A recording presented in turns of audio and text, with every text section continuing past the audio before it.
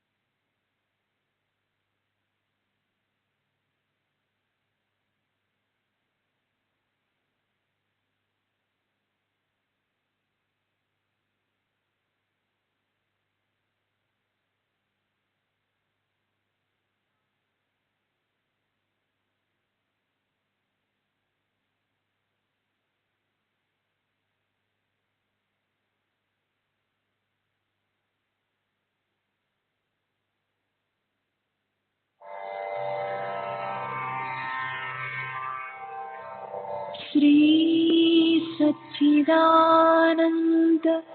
सद्गुरु साईनाथ महाराज की जय। सद्गुरु श्री साईनाथुनि शरद बाबूजी की जय।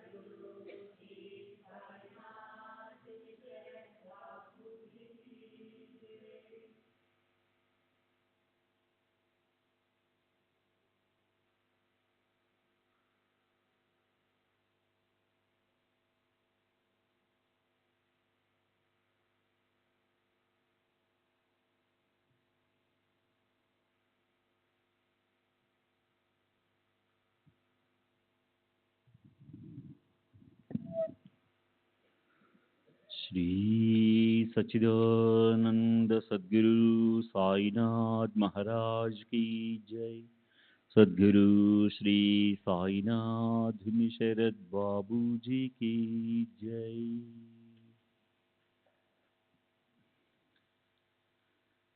श्री साई भक्त अनुभव संहित బాలకృష్ణ ఉపాసనీ శాస్త్రి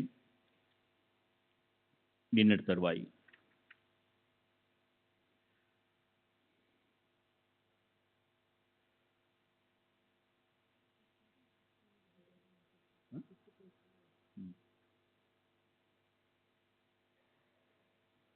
ఆ సాధువు చూడడానికి 50-60 సంవత్సరాల వయసున్నట్లుగా కనిపించారు. లావుగా, బలంగా, ఒంటిపై కేవలం కౌపీనం మాత్రం ధరించున్నారు. అప్పటికీ వారెవరన్నది నాకు నిర్ధారణ కాలేదు. అంతలో ఆయన తమ చేతులను ఊపుతూ నా దృష్టిని ఆకర్షిస్తూ, ఒక చెట్టు ఉంది, ఇద్దరు దానిని ఎక్కారు, ఒకడు క్రిందికి వచ్చాడు, మరొకడు పైకి వెళ్ళాడు అన్నారు. అది వరకు మరాఠీలో మాట్లాడుతున్న వారు ఈసారి హిందుస్థానీలో మాట్లాడారు. చివరిగా వారు నీవు తెలుసుకుంటావులే అని చెప్పి అదృశ్యమయ్యారు.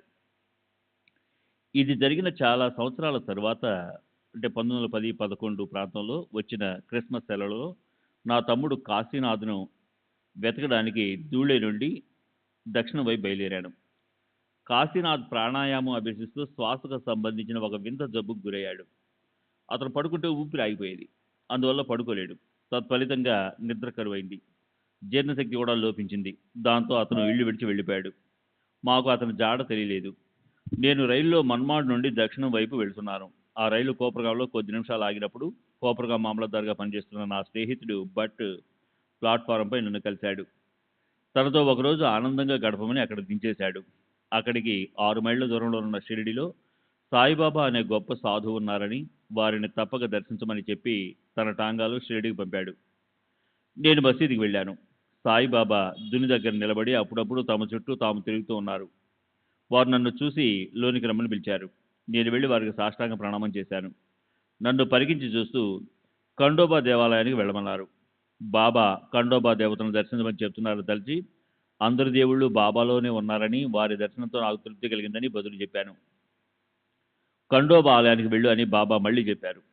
దీనిని బట్టి వారు నన్ను అక్కడ ఉండకుండా వెళ్ళిపోమంటున్నారని అనుకున్నాను. దాంతో నేను మసీదు ప్రక్కన ఉన్న ఇంటికి వెళ్ళాను. వారికి బాబా ఆదేశం గురించి చెప్పగా ఖండోబా ఆలయంలో ఉపాసనీ శాస్త్రి అనే వ్యక్తి ఉన్నాడని వాళ్ళు చెప్పారు. వెంటనే నేను ఖండోబా దేవాలయానికి వెళ్ళగా అక్కడ నా తమ్ముడు కనిపించాడు. కాశీనాథ్ తను బాబా చేసిన ఆదేశం మేరకు అక్కడ నివసిస్తున్నానని, బాబాను అరుదుగా దర్శిస్తుంటానని చెప్పాడు. నేను అతని భోజన ఖర్చుల నిమిత్తం 4 రూపాయలు దాదా కేల్కర్కి ఇచ్చి తిరిగి మసీదుకి వచ్చాను. నేను అప్పుడు షిరిడీలో 1-2 రోజులు గడిపాను. మొదటి రోజు బాబా అందరినీ మామూలుగా దక్షిణలు అడుగుతున్నారు. కొందరు వారికి దక్షిణ సమర్పించారు. వారు చేయి చాపి నన్ను కూడా దక్షిణ కూక్షణ ఇస్తావా అని అడిగారు. నా దగ్గర డబ్బు లేదని చెప్పి నా ప్రణామాలు సమర్పించాను. బాబా అప్పుడు హిందుస్థానీలో, చూడు, ఒక చెట్టు ఉంది, ఇద్దరు దానిని ఎక్కారు, ఒకడు క్రిందికి వచ్చాడు, మరొకడు పైకి వెళ్ళాడు అని తపోవనంలోని సాధువు చెప్పిన మాటలు యథాతథంగా చెప్పారు. నేను ఒక్కసారిగా తపోవనం సాధువును గుర్తు చేసుకున్నాను. చూడడానికి ఆ సాధువు బాబా వేషధారణలో వేరుగా ఉన్నా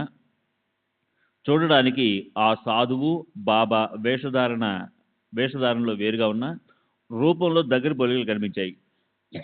తరువాత బాబా తమ స్వీయ చరిత్రలోని కొన్ని జ్ఞాపకాలను ప్రస్తావించారు. ఝాన్సీ రాణి పాల్గొన్న యుద్ధంలో తాము సైన్యంలో ఉన్నామని చెప్పారు. రెండో రోజు కూడా బాబా నన్ను దక్షిణ అడిగారు. నా దగ్గర రైలు ఛార్జీలకు బొటాబుటిగా సరిపోయే డబ్బులే ఉన్నాయని, దక్షిణ ఇవ్వలేకపోతున్నందుకు క్షమించమని అన్నాను. అప్పుడు వారు నా జేబుల నుండి వెండి గడియారాన్ని చూపిస్తూ దానిని దక్షిణగా ఇవ్వమని అడిగారు. నేను 1 నిమిషం సంకోచించకుండా మొత్తానికి దానిని వారికి సమర్పించాను. వారు దానిని తీసుకుని ప్రక్కనే ఉన్న ఒక ఫకీర్కి ఇచ్చారు. తర్వాత నన్ను చూస్తూ గడియారం కోల్పోయానన్న బాధను తీరుస్తూ, దీనివల్ల నీవు పోగొట్టుకునేది ఏమీ ఉండదులే అన్నారు. నేను వారికి ఇచ్చింది బహు స్వల్పం అని చెప్పి నేను ఇంటికి బయలుదేరాను. కోపరగాం మీదుగా పూనా చేరాను. అక్కడ నా స్నేహితుడైన నాతో ఇంటికి వెళ్ళాను.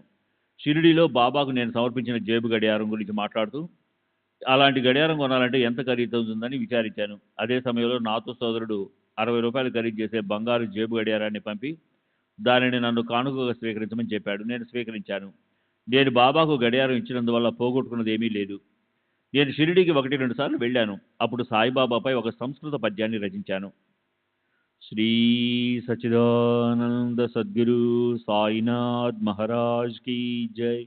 సద్గురు శ్రీ సాయినాథ్ శరద్ బాబూజీ కీ జై.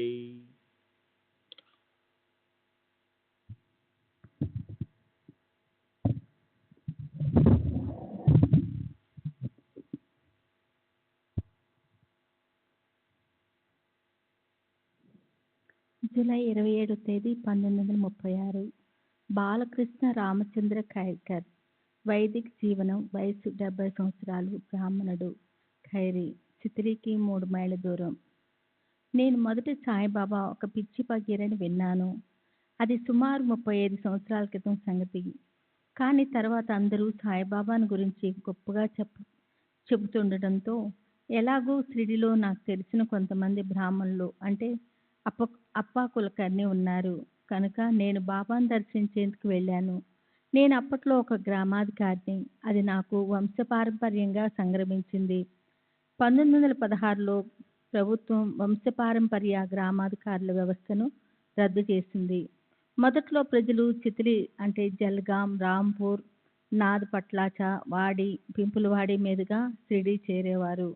చాలా కాలం నిరుపయోగంగా ఉండిన ఆ రోడ్డు ఇప్పుడు లేదు. బాబా నూనెకు బదులు నీటితో దీపాలు వెలిగించిన లీలను నేను చూశాను. దండేర్పూర్కు చెందిన దేశపాండే మాస్టరు బాబా మాటలు తరచూ వింటుండేవాడు. కానీ బాబా ఏం మాట్లాడతారోనన్నది మాత్రం నాకు తెలియదు. నేను 1908లో సాయిబాబా వద్దకు వెళ్ళినప్పుడు మసీదులో నా పాదం కింద ఒక పైసా ఉన్నట్లు గమనించి దానిని తీసి బాబాకిస్తూ, ఈ పైసా మీదే, భద్రపరచుకోండి అన్నాను. బాబా ఆ పైసాను తిరిగి నాకు ఇస్తూ, సరేలే, ఈ నాణ్యాన్ని ఇంటికి తీసుకెళ్ళు, దీనిని నీ పూజా గదిలో దేవతామూర్తుల మధ్య పెట్టుకొని పూజించుకో, నీకు శుభం కలుగుతుంది అన్నారు. నేను అలాగే దానిని ఇంటికి తీసుకెళ్లి పూజించాను. 3 సంవత్సరాల వరకు, అంటే 1911 వరకు నా పరిస్థితులు చాలా అభివృద్ధి చెందాయి. అంతకుముందు పగలు తింటే రాత్రి తినడానికి ఏమీ ఉండేది కాదు. అటువంటిది నాణ్యాన్ని పూజించడం మొదలుపెట్టిన తర్వాత గ్రామాధికారిగా నా సంపాదనలో చాలా డబ్బు ఆదా చేయగలిగాను. నా భార్యకు బంగారు గాజులు కూడా చేయించగలిగాను. ఒకసారి నేను ప్రయాణంలో అపవిత్రంగా ఉన్నందున నా పారాయణ గ్రంథాన్ని నా స్నేహితునికి ఇచ్చాను. బాబా ఇచ్చిన పైసా అందులోనే ఉంది. కొన్ని రోజుల తర్వాత పైసా పోయినట్లు కనుగొన్నాను. ఇది 1911లో జరిగింది. అప్పటి నుండి నా కష్టాలు మొదలయ్యాయి. పైసా పోయిన 6 నెలలకు నా భార్య మరణించింది. 1916లో నా గ్రామాధికారి పదవి పోయింది. 1917, 18లో మా అమ్మ కూడా మరణించింది. ఇప్పుడు నేను భిక్షాటనతో జీవిస్తున్నాను. నేను ప్రతి శ్రీరామనవమికి షిరిడీ వెళ్తుంటాను. ఆగస్టు 27వ తేదీ 1936 బదావే. ఆనంద్ రామచంద్ర బదావే, ఎస్టేట్ బ్రోకరు, వయసు 64 సంవత్సరాలు, బ్రాహ్మణుడు, నివాసే. ప్రస్తుత నివాసం మోతీ చౌక్, రవివార్పేట, పూనా. 30 సంవత్సరాల క్రితం మా మామగారైన వభాలే అహ్మద్ నగర్లో వకీల్గా పనిచేస్తుండేవారు. వీరు గొప్ప సాయి భక్తులు. మా మామగారు నానాసాహెబ్ చందోర్కర్ స్నేహితులు. నేనప్పుడు నెవాసేలో ఉన్న మోహినిరాజు ఆలయ పూజారిగా పనిచేస్తున్నాను. నాకు ఒక కుమారుడున్నాడు. వాడికి ముందు వెనుక చాలామంది పిల్లలు పుట్టారు. కానీ పుట్టిన కొంతకాలానికే మరణించారు. మా మామగారి ప్రోద్బలంతో నేను, నా భార్య, బిడ్డను తీసుకొని షిరిడీ వెళ్ళాము. మేము బాబాకు మా కష్టాలేమీ చెప్పుకోలేదు. నా భార్య మాత్రం మనసులో తనకు పుట్టబోయే పిల్లలు దీర్ఘాయువు కలిగి ఆరోగ్యంగా ఉండేటట్లు దీవించమని కోరుకుంది. బాబా ఆమె తలపై తమ హస్తాన్నుంచి ఏమీ చింతపడవద్దు అని ఆశీర్వదించారు. ఆ తర్వాత మాకు 3 కుమారులు, 1 కుమార్తె పుట్టారు. ఒక కుమారుడు మాత్రం 17 సంవత్సరాల వయసులో చనిపోయాడు. మిగిలిన వారందరూ క్షేమంగా, ఆరోగ్యంగా ఉన్నారు. బాబాను దర్శించినప్పుడు వారు నన్ను దక్షిణ అడిగారు. నేను ఇచ్చాను. కానీ మళ్ళీ మళ్ళీ అడిగి నా దగ్గరున్న డబ్బంతా తీసేసుకున్నారు. నేను వారికి మరో రూపాయి సమర్పిద్దామనుకున్నాను, కానీ ఇవ్వలేకపోయాను. మేము తిరిగి వచ్చిన తర్వాత నా భార్యకు ఈ విషయం చెప్పాను. కొన్ని సంవత్సరాల తర్వాత ఆర్థిక ఇబ్బందులు నన్ను చుట్టుముట్టాయి. వృత్తిరీత్యా నేను కాళ్ళెరిగేలాగా తిరిగినా ప్రయోజనం లేక కొద్దిపాటి డబ్బే లభించేది. ఆ సమయంలో నా భార్య నేను బాబాకు సమర్పించదలిచి ఇవ్వలేకపోయిన రూపాయి విషయం గుర్తు చేసింది. నేను వెంటనే బాబాకు మనీ ఆర్డర్ ద్వారా రూపాయిని పంపాను. అప్పటి నుండి నా ఆర్థిక పరిస్థితి మెరుగుపడసాగింది. ఎలాంటి ఆర్థిక ఇబ్బందులు, కష్టాలు లేకుండా నిశ్చితంగా గడపసాగాను. ఇది జరిగి 20 సంవత్సరాలైంది. అప్పటికి బాబా సజీవులై ఉన్నారు. 1914లో నేను పూనా వచ్చాను. ఇక్కడ ఎస్టేట్ బ్రోకర్గా వ్యాపారం చేస్తున్నాను. నా కుమారులు కూడా చక్కగా వ్యాపారం చేసుకుంటున్నారు.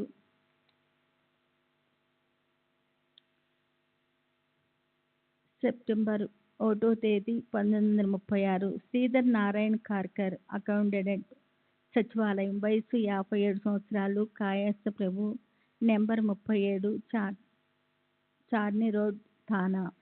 దైవభక్తి పరాయణుడైన మా తాతగారు నాకు చిన్నప్పటి నుండి భక్తిపూర్వకమైన విషయాలు, సనాతన ధర్మాలు బోధించేవారు. ఆ ప్రభావంతో నాకు ఆధ్యాత్మికతపై ఆసక్తి కలిగి సద్గ్రంథాలు చదువుతుండేవాణ్ణి. ఒకసారి సాయి భక్తుడైన డిప్యూటీ కలెక్టర్ శ్రీ అప్పా కుల్కర్ని నాకు సాయిబాబా ఫోటో చూపించి వారి గురించి చెప్పారు. అలా నాకు మొదటిసారిగా శ్రీ సాయిబాబా గురించి తెలిసింది. ఒకరోజు నేను అనారోగ్యంతో ఉన్నప్పుడు దాబోల్కరు సాయిలీలా మాస్టర్ పత్రికలను, బాబా ఫోటోను వదిని పంపాడు. ఆ మరుసటి రోజు నుండి నా ఆరోగ్యం బాగైంది. అప్పటి నుండి నేను వారిని పూజించడం మొదలుపెట్టాను. క్రమేణా వారిపై భక్తి విశ్వాసాలు పెరగసాగాయి. శ్రీ సచ్చిదానంద సద్గురు సాయినాథ్ మహారాజ్ కీ జై. సద్గురు శ్రీ సాయినాథుని శరత్ బాబూజీ కీ జై. శ్రీ సచ్చిదానంద సద్గురు సాయినాథ్ మహారాజ్ की जय. सद्गुरु श्री साईनाथुनि शरद बाबूजी की जय.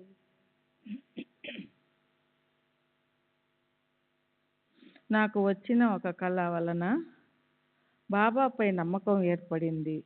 దాబోల్కర్ పంపిన సాయిబాబా ఫోటోను పూజా గదిలో పెట్టడానికి తీసుకువెళ్ళాను. నేను ముందు నుండి పూజిస్తున్న అక్కల్కోట మహారాజ్ ఫోటో పక్కన బాబా ఫోటోను పెట్టడానికి ఉపక్రమిస్తున్నప్పుడు ముస్లిం ఫకీరైన సాయిబాబాను పవిత్ర హిందూ సాధువైన అక్కల్కోట మహారాజ్ పక్కన పెట్టడం భావ్యం కాదని మనసుకు తోచి దానిని కాస్త దూరంగా పెట్టాను. ఆ రోజు రాత్రి నాకు ఒక కల వచ్చింది. కలలోని విషయాలు పొద్దున మర్చిపోయాను. కానీ నేను పూజ మొదలుపెట్టినప్పుడు ఆ విషయాలన్నీ ఒక్కసారిగా గుర్తుకొచ్చాయి. కలలో నేను మరో వ్యక్తి వరండాలో కూర్చొని ఉన్నాము. ఒక ఫకీరు సాయిబాబా వలె దుస్తులు ధరించి మా వైపు వస్తున్నారు. వారిని ఆహ్వానించేందుకు నేను లేచి నిలబడ్డాను. నాలో భేదభావం పొడసూపిందో ఏమో దానిని గమనించి నా పక్కనున్న వ్యక్తి, వీరు సాయిబాబా, వీరికి అక్కల్కోట మహారాజుకి తేడా లేదు, ఇద్దరిని ఒకేలా పూజించుకో అన్నాడు. ఈ విషయం గుర్తొచ్చిన వెంటనే సాయిబాబా ఫోటోను అక్కల్కోట మహారాజు ఫోటో పక్కనే పెట్టి పూజించసాగాను. అన్నతి కాలంలోనే బాబా దయవలన నాకు, నా కుటుంబ సభ్యులకు బాబాపై భక్తి విశ్వాసాలు ఎన్నో రెట్లు వృద్ధి చెందాయి. నేను బాబాను గురించి లభ్యమైన పుస్తకాలన్నిటినీ చదివాను. నా భార్య, పిల్లలు కూడా బాబా నిత్య పూజ ఆరంభించారు. నేను ఇంట్లో లేని సమయాలలో బాబా నిత్య పూజకు ఆటంకం కలగకుండా కుటుంబ సభ్యులలో ఎవరో ఒకరు శ్రద్ధగా పూజ నిర్వహించేవారు. చాలా సంవత్సరాల నుండి మా అమ్మ నా దగ్గర లేకుండా మరో చోట ఉండేది. బాబా అనుగ్రహం వల్ల ఆమె మనసు మారి నా దగ్గరకు వచ్చి నివసించసాగింది. మొదట్లో ముస్లిం ఫకీరైన సాయిబాబాను కలవడం కానీ, షిరిడి వెళ్ళి వారిని దర్శించడం కానీ ఆమెకు నచ్చేది కాదు. అందువల్ల ఆమెను వదిలి మేము మాత్రం షిరిడి వెళ్ళేవాళ్ళం. కానీ బాబా ఆమెలో క్రమేణా పరివర్తన తెచ్చారు. 2-3 సంవత్సరాల తర్వాత 1913లో మా అమ్మ షిరిడి సాయి మందిరాన్ని దర్శించాలన్న తన కోరికను నా భార్య, కుమార్తె వద్ద వెళ్ళబుచ్చి షిరిడీకి తీసుకువెళ్ళమని అడిగింది. ఆమెలో వచ్చిన మార్పును చూసి ఎంతో ఆనందించి ఆమెను షిరిడీకి తీసుకెళ్ళాము. ఆమె షిరిడీలోని ప్రదేశాలు చూసి ఎంతో సంతోషించింది. సనాతన ఆచారాలను ఖచ్చితంగా పాటించే ఆమె బాబాను పూజించేందుకు తన ఛాందస భావాలను వదులుకుంది. ఆమె షిరిడీ నుండి తిరిగి వచ్చిన కొంతకాలానికే థానాలో ఉన్న మా ఇంట్లో అంతిమ శ్వాస విడిచింది. సాయిబాబా ఎంతో దయతో ఆమెలో మార్పు తెచ్చి చనిపోయే ముందు ఆమెకు తమ సమాధి దర్శనం చేయించారు. బాబా నాపైన, నా కుటుంబం పైన చూపిన కరుణకు ఎన్నో దృష్టాంతాలు ఉన్నాయి. కానీ అవన్నీ చెప్పనవసరం లేదు. బాబా సదా నా వెంటే ఉంటూ నా అవసరాలను గమనిస్తూ నన్ను ముందుకు నడిపిస్తున్నారు. బాబా మా కుటుంబ సభ్యులపై ఎంత దయ చూపించేవారో కేవలం 2 దృష్టాంతాల ద్వారా తెలియజేస్తాను. నా 2వ కుమారుడు గోవిందు షిరిడీ వెళ్ళి సమాధి మందిరాన్ని, ద్వారకామాయిని చూడాలని తప్పించిపోయేవాడు.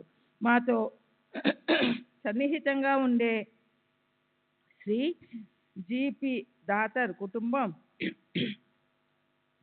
1934 శ్రీరామనవమి ఉత్సవాలకు షిరిడీ వెళ్తున్నప్పుడు వారితో గోవిందును పంపాము. గోవిందు ద్వారకామాయికి వెళ్ళాడు. అక్కడ ఏ మూల నుంచున్న మనలోకి చొచ్చుకొని పోయి చూస్తున్నట్లుగా ఉండే బాబా తైలవర్ణ చిత్రం వద్ద తానొక్కడే ఉన్నాడు. అతను అమితానందంతో ఆ చిత్రాన్ని చూస్తూ కళ్ళు మూసుకున్నాడు. అప్పుడు వచ్చావా అనే ఆప్యాయమైన పలకరింపు ఒకటి వినిపించింది. కనులు తెరిచి చూశాడు. అక్కడెవరూ లేరు. తను ఒంటరిగా ఉన్నాడు. దయామయుడైన బాబానే తనను ప్రేమగా పలకరించినట్లు గ్రహించాడు. 8 సంవత్సరాల క్రితం నా కుమార్తె గర్భవతిగా ఉన్నప్పుడు ప్రసవానికి ఆమెను తానా నుండి 3 మైళ్ళ దూరంలోనున్న మా స్వగ్రామం కరకుకు తీసుకువెళ్ళాము. అక్కడ ఎలాంటి వైద్య సదుపాయాలు లేవు. ఆమె ప్రసవం కష్టమయ్యింది. గర్భంలోని శిశువు చనిపోయి ఉంటుందని, అందుకే బిడ్డ బయటికి రావటం లేదని నా భార్య చెప్పింది. ఈ మాటలు విన్న తర్వాత మాకు ఆందోళన ఎక్కువైంది. తానాలోనే ప్రసవం చేయించకుండా ఎలాంటి వైద్య సౌకర్యాలు లేని ఆ కుగ్రామానికి ఆమెను తీసుకొచ్చినందుకు మా బంధువులు అందరూ నన్ను తప్పుపట్టారు.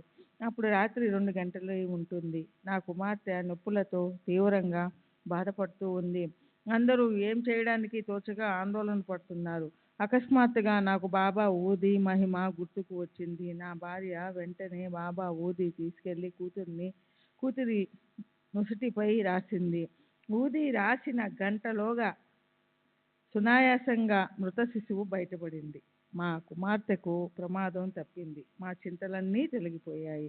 ఉదయం డాక్టర్ వచ్చి బిడ్డ ఎలా బయటికి వచ్చింది అని ఆశ్చర్యపోయాడు. బహుశా వైద్య శిక్షణ లేని మంత్రసాని మొరటుగా చేతులు చొప్పించి బిడ్డను బయటికి లాగి ఉంటుందని, అలా చేయడం వలన సెప్టిక్ అయి తల్లి ప్రాణానికే ప్రమాదం ఏర్పడుతుందని చెప్పాడు. అలాంటి ప్రయత్నాలేమీ ఎవరూ చేయలేదని, మానవ ప్రయత్నం లేకుండా కేవలం బాబా ఊది మహిమ వల్ల మృత శిశువు బయటపడిందని తెలుసుకొని ఆ డాక్టరు అబ్బురపడ్డాడు.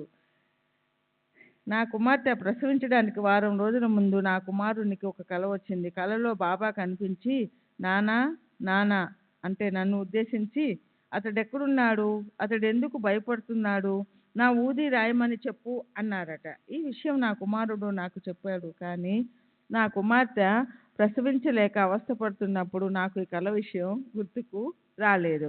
అప్పటికప్పుడు స్ఫురించి ఊదిని ఆశ్రయించాను. ఆ తర్వాత ఎంతో కాలానికి ఆ విషయం గురించి ఆలోచిస్తూ ఉండగా అర్థమైన విషయం ఏమిటంటే, సాయిబాబా వారం రోజుల ముందే నా కుమార్తెకు రాబోయే ప్రమాదాన్ని కల ద్వారా హెచ్చరించి దానిని నివారించే మార్గాన్ని కూడా సూచించారు. కానీ నేను ఆ కల విషయం మర్చిపోయినప్పుడు నాకు ప్రేరణనిచ్చి ఊది పెట్టేటట్లు చేశారు. మా అమ్మాయిలందరూ శ్రద్ధతో బాబాను పూజిస్తూ రోజు హారతి ఇస్తారు. సెప్టెంబర్ 12వ తేదీ 1936. శ్యామారావు రావుజీ శ్రోత్రి, రికార్డు గుమస్తా, జిల్లా కోర్టు. వయసు 55 సంవత్సరాలు. కాయస్థ ప్రభు థానా. నేను సుమారు 1909లో ఒకే ఒకసారి సాయిబాబాను దర్శించాను. వారికి నమస్కరించి వారి సన్నిధిలో కూర్చొని ఉండగా నా మదిలో ఒక ప్రశ్న ఉదయించింది. బాబా వెంటనే నన్ను ఆలయంలో పురాణం చెప్తున్న బాయి అనే ఆమె దగ్గరికి వెళ్ళమన్నారు. నేను ఆలయానికి వెళ్ళాను. అక్కడ 50 సంవత్సరాల ఒక బ్రాహ్మణ స్త్రీ పురాణ పఠనం చేస్తుంది. నేను అక్కడ కూర్చొని వినసాగాను. అప్పుడు ఆమె చదువుతున్న భాగమే నా ప్రశ్నకు సమాధానం అయ్యింది. ఆ విధంగా బాబా తమ విశిష్ట పద్ధతిలో నా ప్రశ్నకు సమాధానం ఇచ్చారు. శ్రీ సచ్చిదానంద సద్గురు సాయినాథ్ మహారాజ్ की जय.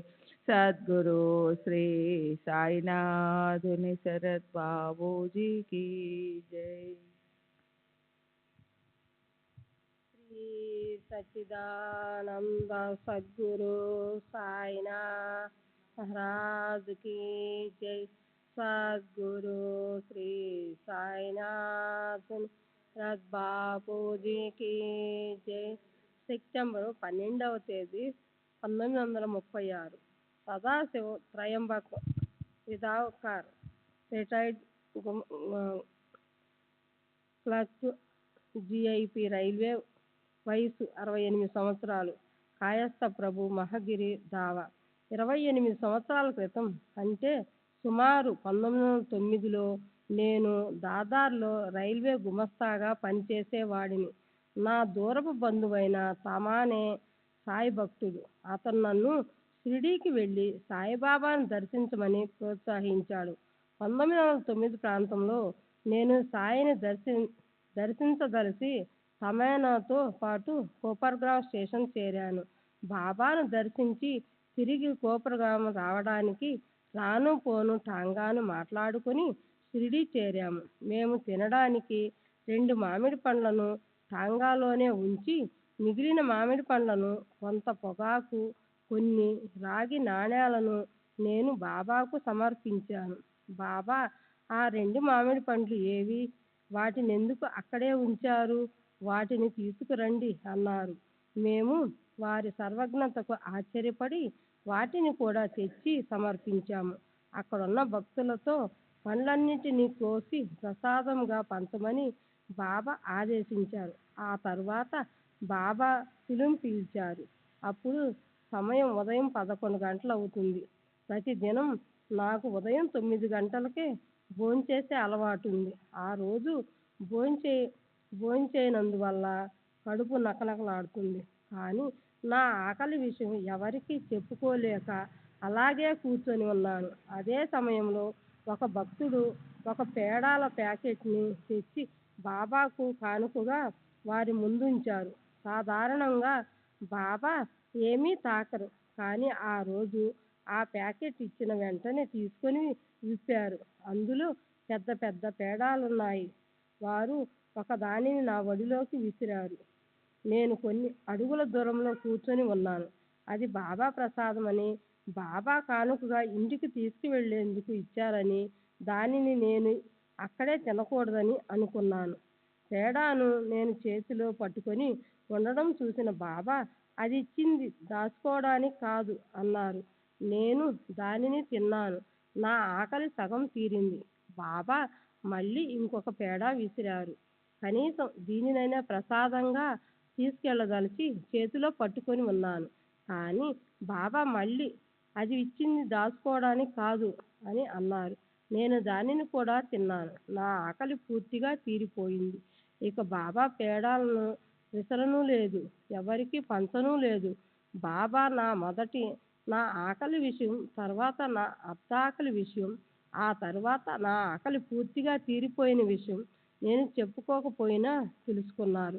మధ్యాహ్న హారతి జరిగిన తర్వాత నాకు తమానేకు భోజనం విషయం సమస్యగా తయారైంది.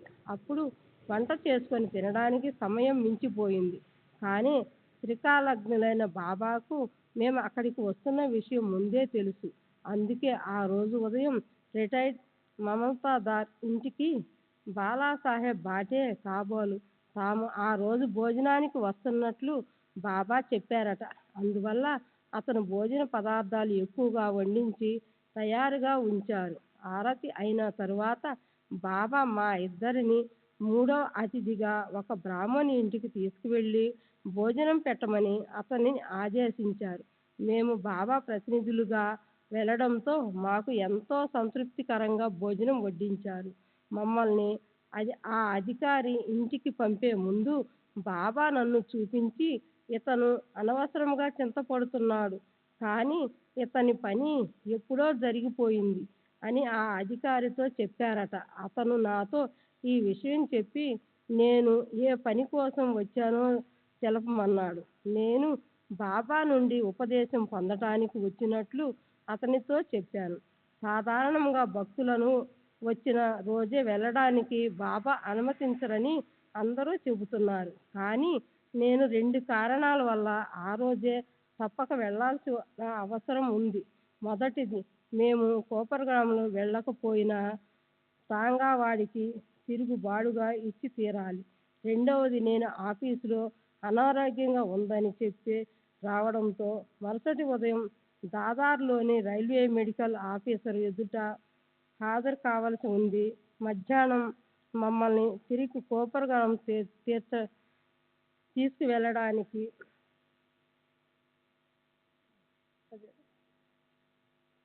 టాంగావాడు తొందర పెట్టసాగాడు. మేము అతడికి మరికొంతసేపు ఆగమని చెప్పి మసీదులోనికి వెళ్ళాము. ఈలోపు టాంగావాలా అక్కడికి కూడా వచ్చాడు. బాబా అతని వైపు చూసి తొందర ఏమిటి అని చెప్పి పంపివేశారు. నా రెండవ ఇబ్బంది కూడా బాబాకు తెలుసు కాబట్టి మాకు సెలవు ప్రసాదించారు. బాబా నన్ను ఊదీ తీసుకొని వెళ్ళమన్నారు. నేను ఊదీ తీసుకొని బయలుదేరాను. నేను మసీదు నుండి వచ్చేటప్పుడు చింతపడకు, నీ పని పూర్తయింది అన్నారు. నేను వచ్చింది బాబా నుండి ఉపదేశం పొందటానికి, కానీ వారు నాకు ఏ ఉపదేశము ఇవ్వలేదు. మరి పూర్తయిందని చెబుతున్న పనేమిటో నాకు అర్థం కాలేదు. శ్రీ సచ్చిదానంద సద్గురు సాయినాథ్ महाराज की जय। सद्गुरु श्री సాయినాథుని శరత్ బాబూజీ की జై। నేను దాదర్ తిరిగి వచ్చాను. 7-8 రోజుల తరువాత నాకు ఒక కల వచ్చింది. ఆ కలలో ఇండోర్లో నివసిస్తున్న మా వంశగురువు నాకు ఉపదేశం ఇవ్వడానికి మా ఇంటికి వచ్చినట్లు కనిపించింది. వారు నాకు వస్తున్నట్లు ఏ ఉత్తరం కానీ సందేశము కానీ లేదు. కానీ ఈ కల వచ్చిన కొన్ని రోజులకు అకస్మాత్తుగా మా వంశగురువు ఆఫీసుకు వచ్చారు. నేను వారిని సాదరంగా ఆహ్వానించి ఇంటికి తీసుకువెళ్ళాను. నాకు వచ్చిన కల విషయం ఆయనకి తెలిపాను. ఆ కల విషయం తనకు తెలుసునని, తాను వచ్చింది ఉపదేశం ఇవ్వడానికేనని చెప్పారు. కానీ ఆ విషయం అప్పటికే ఎలా తెలుసో చెప్పలేదు. ఆ మరుసటి రోజు శాస్త్రోక్తంగా నాకు శివమంత్రాన్ని ఉపదేశించారు. నేను శైవుణ్ణి కాబట్టి నాకు శివమంత్రాన్ని ఉపదేశించారు. వారు మరో విషయం కూడా తెలిపారు. తాము చాలా రోజుల క్రితమే నాకు ఉపదేశం ఇవ్వాలని నిర్ణయించినట్లు చెప్పారు. బాబా మాటలు ఎంత శక్తివంతమైనదంటే, నేను షిరిడీలో ఉన్నప్పుడే నాకు ఉపదేశం ఇవ్వడానికి వీరికి, షిరిడీకి ఎంతో దూరంలో ఉన్న ఇండోర్లో నివసించే వీరు బాబాను ఎన్నడూ దర్శించలేదు. బాబా ప్రేరణ కలిగించారని, అందుకే నా పని పూర్తి అయినట్లు బాబా చెప్పారని గ్రహించాను. ఈ భక్తుడు హూబ్లీ సిద్ధారూఢ స్వామి భక్తుడు. ఇతడు 1909లో బాబా దర్శనం చేసుకున్న తరువాత ఒక్కసారి మాత్రమే 1935లో షిరిడీ వెళ్ళి బాబాకు కృతజ్ఞతలు అర్పించి వచ్చారు. సెప్టెంబర్ 13వ తేదీ 1936 దత్తాత్రేయ విఠల్ వైద్య, ఖజానా గుమాస్తా, దానా కలెక్టరేట్, వయసు 25 సంవత్సరాలు, కాయస్థ ప్రభు. తండ్రి విఠల్ ఎన్ వైద్య, దానా. నా తండ్రి విఠల్ ఎన్ వైద్య రిటైర్డ్ రైల్వే ఉద్యోగి. కరాచీలో నివసిస్తుండేవారు. వారు ఎప్పటి నుండో సాయిబాబా భక్తులు. కానీ ఆయన బాబాతో తనకున్న అనుభవాలను ఇతరులతో పంచుకోవడానికి ఇష్టపడేవారు కాదు. మా నాన్న మొదటి షిరిడీ యాత్ర నా చిన్నతనంలో జరిగింది. అప్పటి విషయాలు గుర్తించుకునే వయసు కూడా నాకు లేదు. షిరిడీ బయలుదేరే రోజు నా సోదరి చబూకు తీవ్రంగా జ్వరం వచ్చింది. అనారోగ్యంతో ఉన్న పసిబిడ్డను తీసుకుని ప్రయాణం చేయడం మంచిది కాదని బంధువులందరూ చెప్పారు. కానీ మా నాన్న లెక్క చేయకుండా బాబాపై ఉన్న నమ్మకంతో అందరినీ తీసుకుని బయలుదేరారు. మేము కళ్యాణ్ స్టేషన్ చేరేటప్పటికి చబూకు జ్వరం తగ్గిపోయింది. ఆ విధంగా మా నాన్న బాబాపై పెట్టుకున్న నమ్మకం బలపడింది. మా నాన్న మసీదుకి వెళ్ళి బాబాను దర్శించుకున్నాడు. ఆయన మరుసటి ఉదయం ఉద్యోగ విధులకు హాజరు కావలసి ఉంది. సరి అయిన సమయానికి బొంబాయి చేరుకోవాలంటే తాను వెళ్ళదలిచిన రైలును కోపర్గాంలో అందుకోవాలి. మా నాన్న బాబా వద్దకు వెళ్ళి అనుమతి కోరాడు. ఆ మరుసటి దినం ఆఫీసుకు వెళ్ళవలసి ఉన్నందున వెంటనే బయలుదేరాలని కూడా విన్నవించుకున్నాడు. కానీ బాబా అనుమతి ఇవ్వలేదు. దాదాపు 4 గంటల పాటు షిరిడీలోనే ఉంచిన తరువాత వెళ్ళమని ఆదేశించారు. అప్పుడు కోపర్గాం స్టేషన్కు వెళ్ళినా ప్రయోజనం ఉండదు. రైలు ఎలాగూ వెళ్ళిపోయి ఉంటుంది. మా నాన్నకు ఏం చేయాలో తోచలేదు. ఒకసారి బాబా ఆజ్ఞ ఇచ్చిన తరువాత అక్కడ ఉండకూడదని భక్తులు చెప్పడంతో ఆయన కోపర్గాంకు బయలుదేరాడు. అనూహ్యంగా మా నాన్న ఎక్కవలసిన రైలు 5 గంటలు ఆలస్యంగా నడుస్తూ ఆయన స్టేషన్ చేరిన తర్వాతే వచ్చింది. బాబా సర్వజ్ఞతకు మా నాన్న ఆశ్చర్యపోయాడు. ఆయన సకాలంలో బొంబాయి చేరాడు. 1933-34 సంవత్సరంలో మా నాన్న అనారోగ్యానికి గురయ్యాడు. తీవ్రమైన న్యూమోనియా వ్యాధితో మంచాన పడ్డాడు. ఆయనకు చికిత్స చేస్తున్న డాక్టర్ చిప్కర్ మా నాన్న కోలుకుంటాడనే ఆశ వదులుకున్నాడు. 21 రోజులు గడిచినా జ్వర తీవ్రత తగ్గలేదు. మా నాన్న అంతటి అనారోగ్యంలోనూ నిరంతరం బాబానే ప్రార్థిస్తూ గడుపుతున్నారు. 21వ రోజు రాత్రి 9 గంటల సమయంలో ఆయనకు బాబా భౌతికంగా దర్శనమిచ్చారు. ఆయన పడక ప్రక్కనే మేమందరం ఉన్నా మాకెవరికీ ఏమీ కనిపించలేదు. బాబా వచ్చారు. వారు రొట్టెలు, ఉల్లిపాయ అడుగుతున్నారు అని మా నాన్న అరిచారు. మాకేమో బాబా కనిపించలేదు. బహుశా నాన్నగారు జ్వర తీవ్రతలో పలువరుస్తున్నారేమోనని రొట్టె, ఉల్లి తీసుకువెళ్ళలేదు. దాంతో మా నాన్న కోపంతో మమ్మల్ని అందరినీ బయటికి వెళ్ళమన్నారు. మేము గది బయటికి వచ్చి లోపల ఏమి జరుగుతుందో వినబడేలా నిలబడ్డాము. అప్పుడు లోపల బాబా మా నాన్నతో మాట్లాడడం వినిపించింది.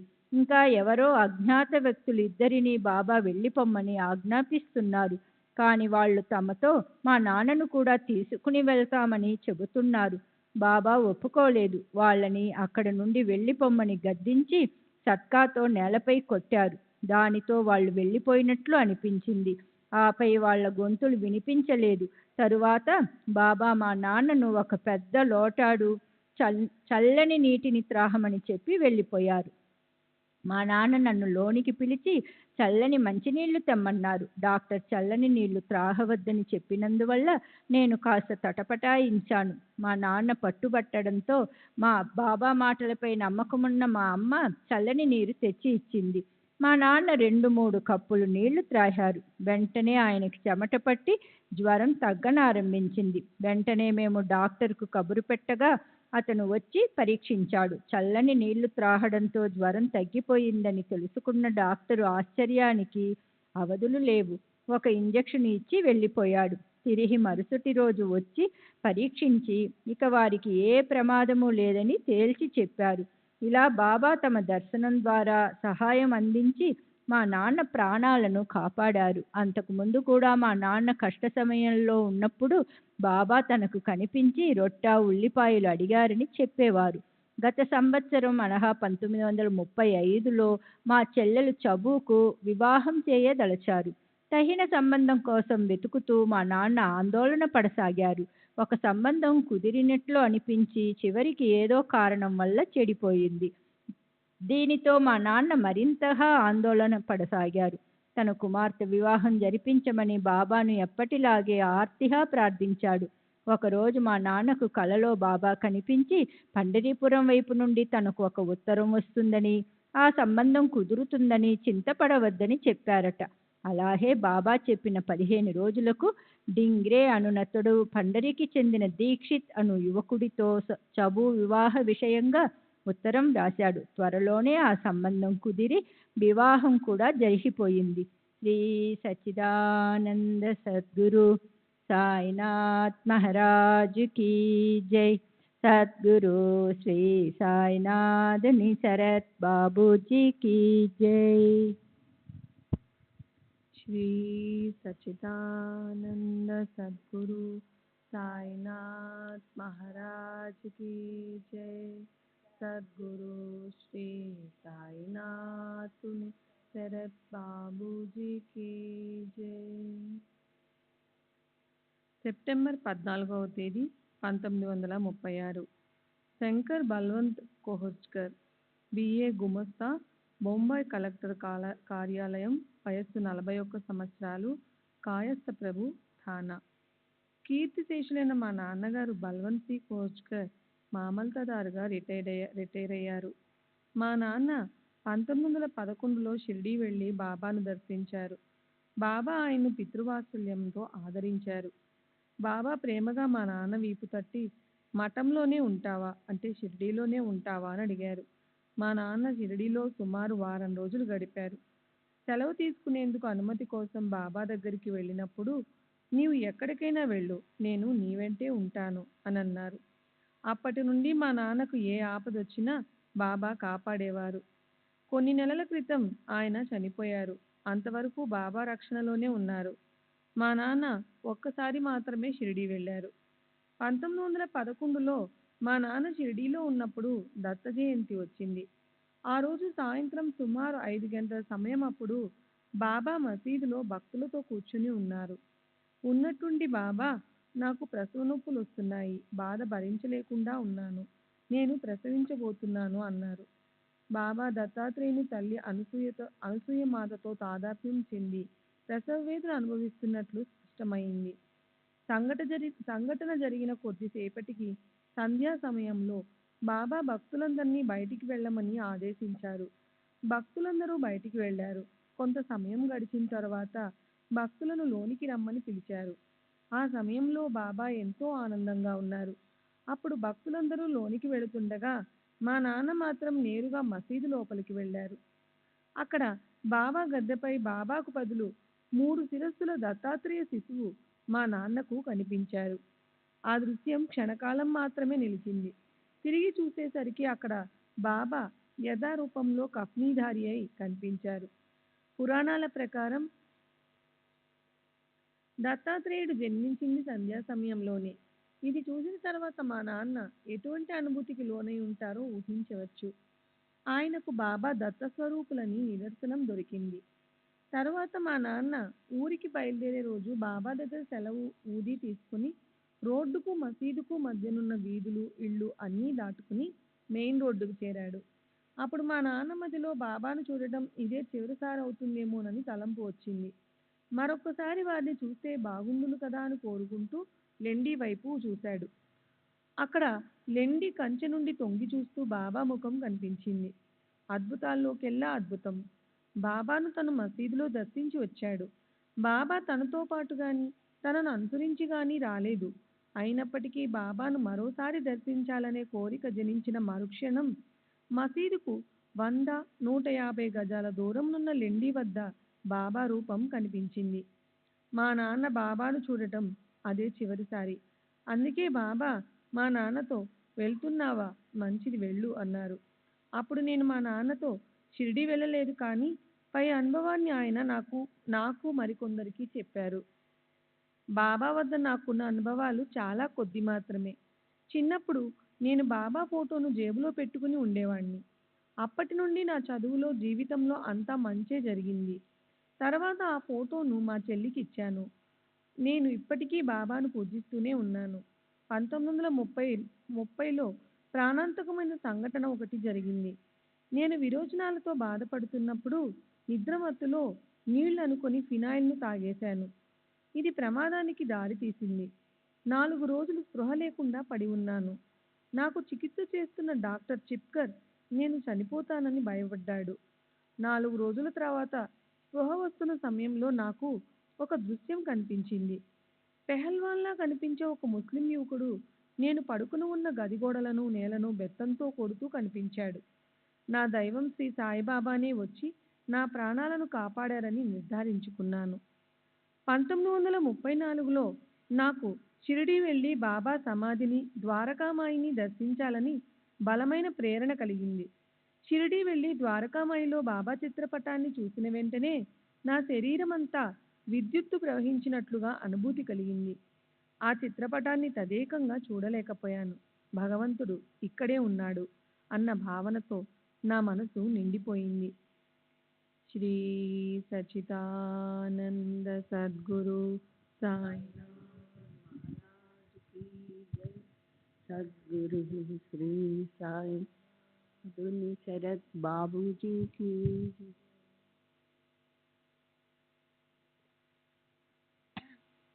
సెప్టెంబర్ 15వ తేదీ 1936 రామచంద్ర రామకృష్ణ సామంత్, బిఏ, భూస్వామి, వయసు 45 సంవత్సరములు, బ్రాహ్మణుడు, టర్నర్ రోడ్, బాంద్రా. నా జీవితంలో 3 సార్లు మాత్రమే సాయిబాబాను దర్శించాను. మొదటిసారి 1912వ సంవత్సరం గురు పూర్ణిమకు మా మామగారైన అన్నా సాహెబ్ దాబోల్కర్తో పాటు నేను, నా భార్య వెళ్ళాము. మా మామగారు తన కుమార్తెను, అల్లుణ్ణి షిరిడికి తీసుకొస్తానని మొక్కుకున్నారు. మొక్కు తీర్చడానికి నన్ను రమ్మని చెప్తే వారి వెంట వెళ్ళాను. అంతేగాని నాకు అప్పుడు సాయిబాబాపై పెద్దగా నమ్మకం లేదు. మా తల్లిదండ్రుల వైపు నుండి సాయిబాబాతో అనుబంధం లేదు, కానీ మా కుటుంబంలో ఆధ్యాత్మిక పారమార్థిక సంపద మెండుగా ఉంది. మా ముత్తాత లక్ష్మణ్ అర్జున్ సామంత్ భగత్ విఠల్ని పరమభక్తుడు. తరచూ పండరి యాత్రలకు వెళ్ళేవాడు. ఆయన ప్రతి ఆషాఢ కార్తీక మాసాల్లో పండరి యాత్రకు తీసుకువెళ్ళిన బట్టలు, నడుముకి కట్టుకునే కాషాయ దట్టి, పూజా సామాగ్రి మొదలైనవి వారసత్వ జ్ఞాపికలుగా భద్రపరచబడ్డాయి. నేను వారి కాషాయ దట్టిని పండరి తీసుకెళ్లి చంద్రభాగా నదిలో ముంచి తెచ్చేవాడిని. మా తాతగారు విఠల శివమంత్రాన్ని జపించేవాడు. నేను వారి ముద్దుల మనవణ్ణి అయినప్పటికీ వారు జపం చేస్తున్నప్పుడు వారి దగ్గరికి వెళ్ళి సాహసం లేదు. రాత్రిళ్ళు హరిపద చదివేవాడు. వేకుజామున భజన నిర్వహించేవాడు. ఆయన 59 సంవత్సరాలకే పరమపదించారు. ఆయన నిర్యాణం చెందే ముందు నా అంతిమ గడియలు సమీపిస్తున్నాయి. ధవళ వస్త్రధారి అయిన విఠలుడు నన్ను వైకుంఠానికి తీసుకెళ్ళడానికి అక్కడ పెట్టెపై కూర్చొని వేచి ఉన్నారు. వారు నాకు గటిక కాలం 24 నిమిషాలు మాత్రమే మీకు వీడ్కోలు పలకడానికి సమయం ఇచ్చారు అని పలికి తన కొడుకులు, కుమార్తెలు మొదలైన వారిని ఒకరి తర్వాత ఒకరిని పిలిచారు. శోకిస్తున్న మా నాన్నగారిని దగ్గరికి పిలిచి విచారించవద్దని, ధైర్యంగా ఉండమని చెప్పారు. వారు తమ కుమార్తెలను దగ్గరికి పిలిచేటప్పుడు వారి అసలు పేర్లతో కాక గంగా, భగీరథి మొదలైన తీర్థాల పేర్లతో పిలిచి వీడ్కోలు పలికారు. నన్ను దగ్గరికి పిలిచి నేను వారిని తలచిన వెంటనే నాతోనే ఉండి నన్ను కాపాడుతూ ఉంటామని ఆశీర్వదించారు. వారు పలికిన మాటలు వారివి కావు. తుకారాం, రామదాసు మొదలైన సత్పురుషుల ప్రవచనాలను నాకు తగినట్లు అన్వయించారు. ఈ విధంగా అత్యంత భక్తిపూర్వక సంభాషణల తరువాత వారు ప్రశాంతంగా కన్ను మూశారు. వారు తప్పక వైకుంఠానికే వెళ్ళి ఉంటారు. ఈ సంఘటన 1899లో జరిగింది. మా నాన్న అంతటి ఆధ్యాత్మిక ప్రగతిని సాధించలేదు. వారు పండరీపురం దర్శించారు. కుటుంబ సంప్రదాయాలకు అనుగుణంగా ఇంటిలోని ప్రతి ఒక్కరూ తమ జీవిత కాలంలో ఒక్కసారైనా పండరీపురం దర్శించి తీరాలని చెప్పేవారు. వారు 1911లో మరణించారు. వారు చివరి శ్వాస విడిచేంత వరకు ఎరుకులోనే ఉన్నారు. దక్షిణం వైపు చూపిస్తూ నన్ను తీసుకెళ్ళడానికి వారు వచ్చి ఉన్నారని చెప్పి అంతిమ శ్వాస విడిచారు. ఈ విధంగా నా చిన్నతనమంతా పవిత్ర పారమార్థిక భావాలతో నిండిపోయింది. కానీ నేను విద్యను అభ్యసించిన వాతావరణం యొక్క బలమైన ప్రభావం ఈ భక్తి భావాలన్నిటినీ తుడిచివేయడమే కాక వ్యతిరేక భావాలను జనింపచేసింది. 1911 జూన్లో నా వివాహ సమయం అప్పుడు వంశపారంపర్యంగా వచ్చిన కిడ్నీ వ్యాధితో బాధపడసాగాను. ఒంటిపూట భోజనం, రాత్రిళ్ళు ద్రవాహారం తీసుకుంటూ వచ్చాను. అప్పుడే బాబా మహిమల గురించి వినడం వల్ల సాయి భక్తి బీజాలు మొలకెత్తసాగాయి. కానీ ఆధ్యాత్మిక పట్ల ఉన్న వ్యతిరేకత పోయి స్తబ్దత మాత్రం కొనసాగుతుంది. మా మామగారిని ఇతరులను అనుసరిస్తూ నా పరిసరాలకు అనుగుణంగా నడుచుకుంటూ ఉండేవాడిని. ఇతరులు బాబాకు నమస్కరిస్తే నేను వారికి నమస్కరించేవాడిని.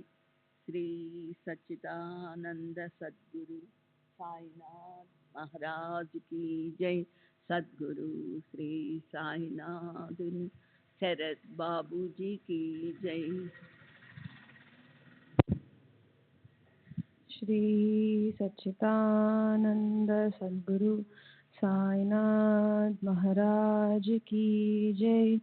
सद्गुरु श्री साईनाथ शरद बाबू जी की जय.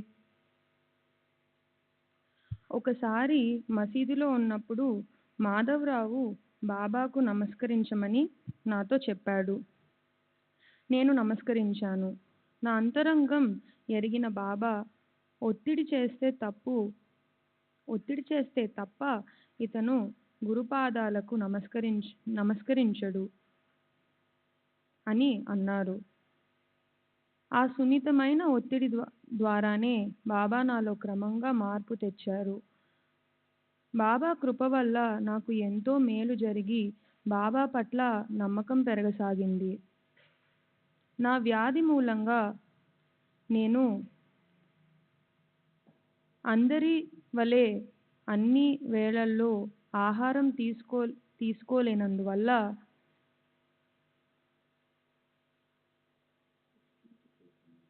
శుష్కించిపోతున్నాను. వ్యాధి నివారణ చేయమని బాబాను అర్థించగా నేను త్వరలోనే స్వస్థత పొందుతానని అల్లా అచ్చా కరేగా అన్నారు. నేను మితాహారం తీసుకుంటూ ముందు జాగ్రత్త కొరకు అప్పుడప్పుడు మందులు తీసుకుంటూ క్రమం తప్పకుండా మూత్ర పరీక్షలు చేయిస్తూ వచ్చాను. త్వరలోనే వ్యాధి నయమై మామూలుగా ఆహారం తీసుకోవడం మొదలుపెట్టాను. బాబా మాటలు నిజమయ్యాయి. నేను మొదటిసారి బాబాను దర్శించిన 11 నెలలకు అంటే 5/6/1913న నాకు తొలి సంతానంగా ఆడపిల్ల జన్మించింది. అదే సంవత్సరం బస్సేనులోనున్న తుంగారేశ్వర్ దేవస్థానం యొక్క కమిటీ చైర్మన్గా నేను నియమించబడ్డాను. 1915లో గురుపూర్ణిమకు బాబాను రెండవసారి దర్శించాను. ఈసారి కూడా మా మామగారితో నా భార్యతో కలిసి వెళ్ళాను. ఈసారి షిరిడీ దర్శనంలో చెప్పుకోదగిన అనుభవాలేమీ లేకుండా నిగూఢ రీతిలో బాబా నన్నెలా అనుభవాలేమీ కలగలేదు. కానీ 1915 ఫిబ్రవరిలో జరిగిన సంఘటన చెప్పుకోతగింది. నా ఎరుకలో లేకుండా నిగూఢ రీతిలో బాబా నన్నెలా కాపాడుతున్నారో నాకు తెలిసింది. ఆ సంఘటన వివరిస్తాను. ఫిబ్రవరి నెలలో ఒకరోజు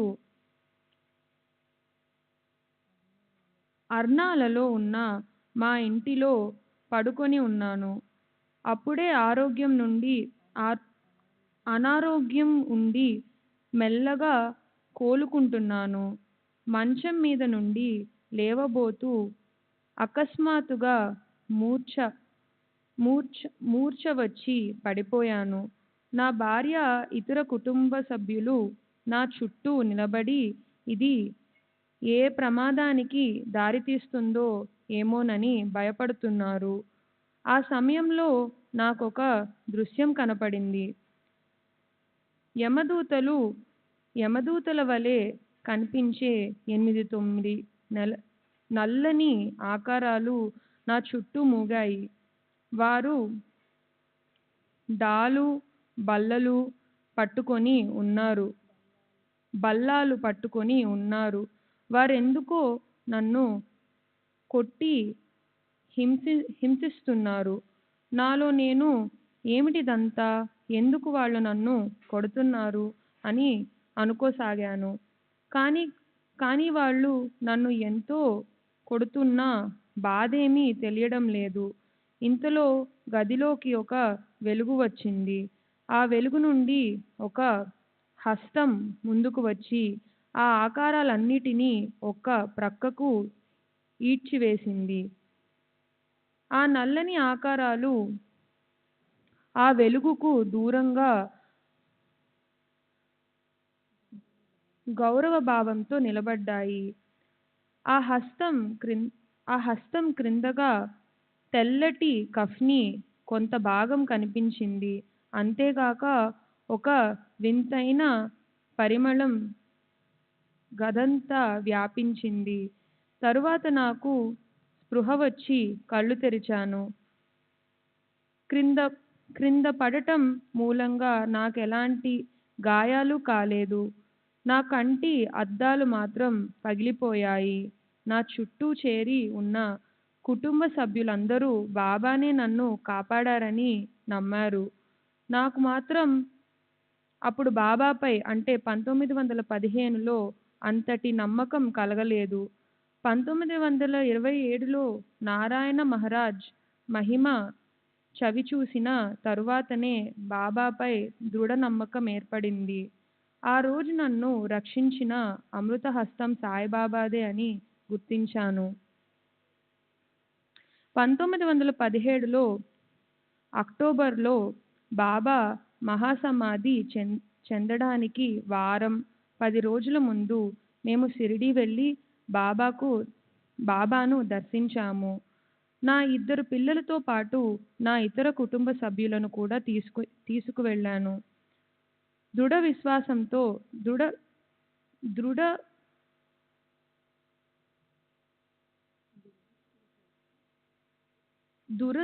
దురదృష్టవశాత్తు షిరిడీలో నా కుమారులిద్దరూ నీళ్ల విరోచనాలతో బాధపడసాగారు. మామూలుగా అలాంటి పరిస్థితులలో పూర్తిగా ఆహారం ఇవ్వకపోవడం గానీ లేదా ద్రవాహారం ఇవ్వడం గానీ చేస్తారు. కానీ ఈ విషయం బాబాకు చెబితే వాళ్ళకి సీరా అంటే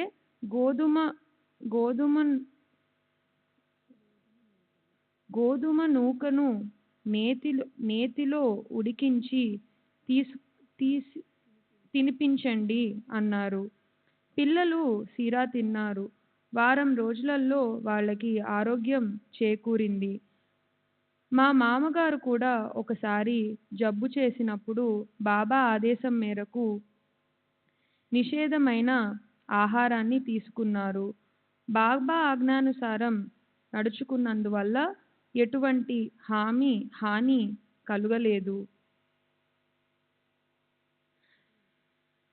1917లో బాబా నన్ను మొదటిసారి దక్షిణ అడిగారు. అలా ఎన్నోసార్లు అడిగారు. నేను వారు అడిగినంత మొత్తాన్ని ఇచ్చాను. వారు నన్నప్పుడు ఇతరుల దగ్గర అప్పు తీసుకొని దక్షిణ సమర్పించమని ఒత్తిడి చేయలేదు.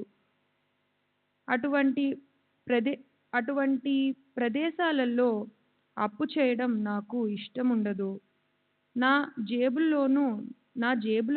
జేబులోని డబ్బులన్నీ అయిపోక మునుపే వారు నన్ను దక్షిణ అడగడం మానివేసేవారు. మరొక విషయం ఏమిటంటే నాకు ఆధ్యాత్మికత పట్ల అపనమ్మకం జనించిన సమయాలలోనే నన్ను దక్షిణ అడిగేవారు. వారు దక్షిణగా అడిగే 25, 15, 10 సంఖ్యలలో ఏదైనా అంతరార్థముందో లేక ఆ సంఖ్యలు ఏ విషయాన్నైనా సూచిస్తున్నాయో కూడా నాకు అర్థమయ్యేది కాదు. బాబా ఒక్కొక్కసారి వాడాకెళ్ళి కూర్చో అని ఆదేశించేవారు. నేను వారి మాటలను యథాతథంగా తీసుకొని మేము ఉంటున్న బూటీవాడాకు వెళ్ళి మా మామగారి వద్ద కూర్చునేవాడిని. కానీ చాలా కాలం తరువాత బాబా మాటలకు అర్థం వాడాలో జరిగే పురాణ పఠనంలో కూర్చో అని తెలుసుకున్నాను.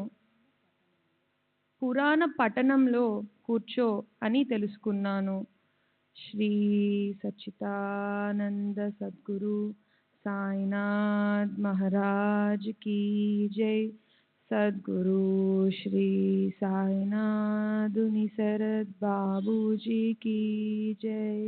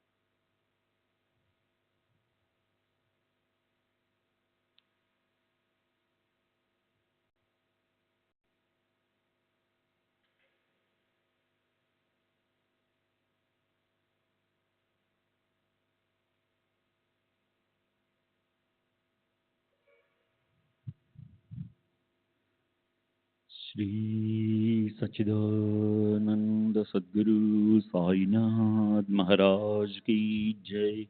सद्गुरु श्री साईनाथ शरद बाबू जी की जय। साई रहम नजर करना, बच्चों का पालन करना।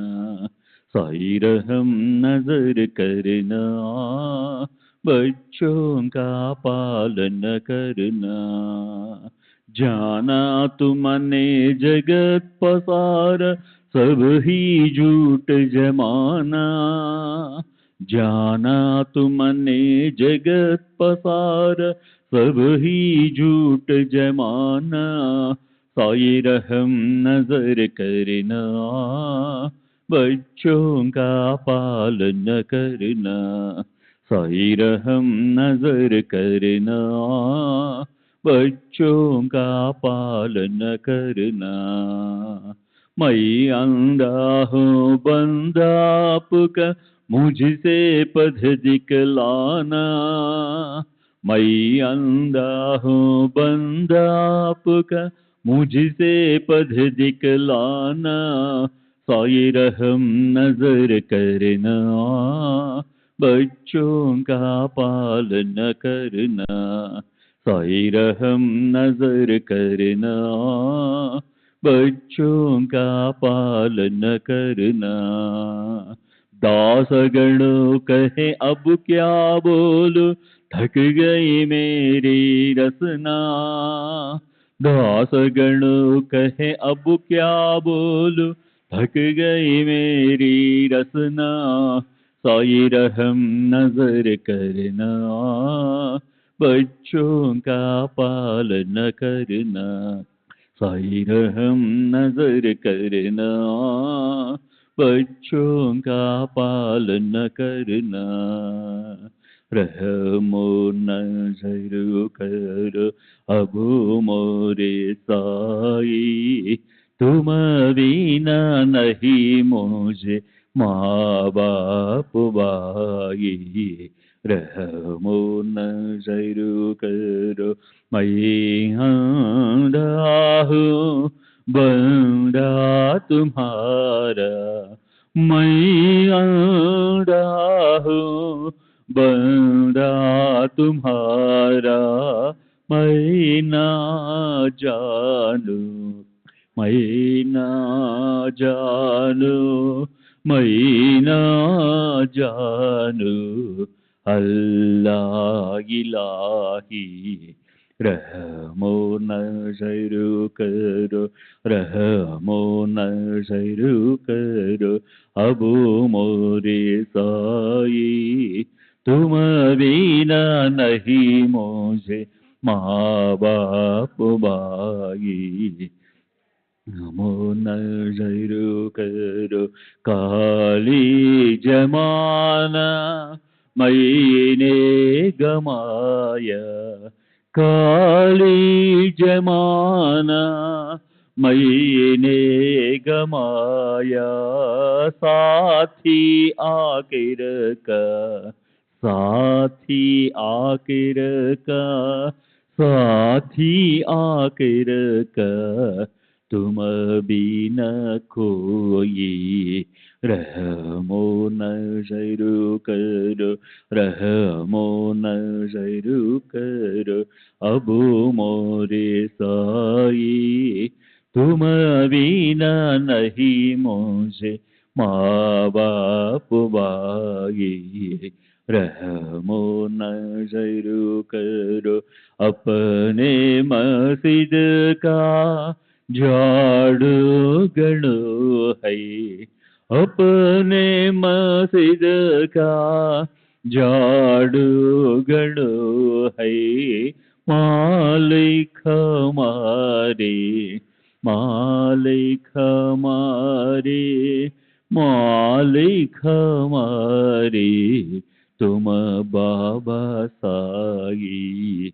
रहमो नजर करो, रहमो नजर करो अब मोरे साई, तुम बिना नहीं मुझे माँ बाप बाई रहमो नजर करो। श्री सच्चिदानंद सद्गुरु साईनाथ महाराज की जय। सद्गुरु श्री साईनाथ निशरद बाबू जी की जय।